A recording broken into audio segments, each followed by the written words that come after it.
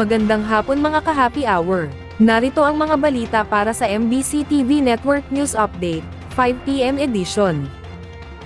29 pesos per kilo ng bigas, mabibili na sa 5 Kadiwa stores sa Metro Manila.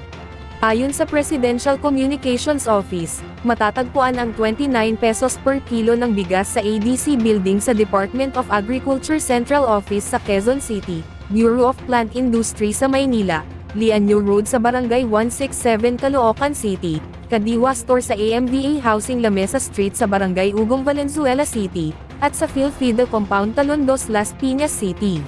Sinabi ng PCO na pinapayagang bumili ang bawat kabahayan ng hanggang 5 kilo ng bigas, depende sa availability ng supply.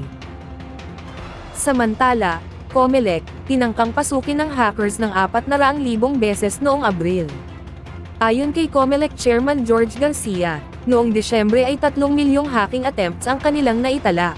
Sabi pa ni Garcia, na sa paglulunsad nila sa Precinct Finder sa loob ng 2 linggo noong 2022, 35 milyon naman ang namonitor nilang hacking attempts. Aminado si Garcia na nababahala sila dahil habang dumarami ang pagtatangka, tumataas ang posibilidad na magtagumpay ang hacking attempt. Para naman sa Metro Manila ngayon, hindi pa niniket at pag-impound sa e-bike trikes, pinalawig pa ng MMDA ng isa pang linggo. Ayon kay MMDA Chairman Ramondo Artes, sa susunod na Lunes, na manghuhuli ang kanilang mga tauhan ng mga pasaway na e-bike at e-trike riders. I-extend ng 1 linggo ng MMDA, ang hindi paniniket sa mga e-bike at iba pang light electronic vehicles, na dadaan sa National Road sa Kalakhang, Maynila.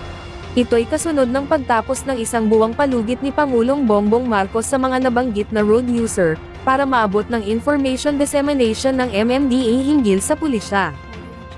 Ating alamin ang mga latest update mamayang alas 5:30 ng hapon, sa programang Metro Manila Ngayon, Afternoon Edition. At yan ang mga balita para sa MBC TV Network News Update, 5 PM edition. Samahan ninyo kami bukas, mula alas 9 ng umaga, hanggang alas 5 ng hapon.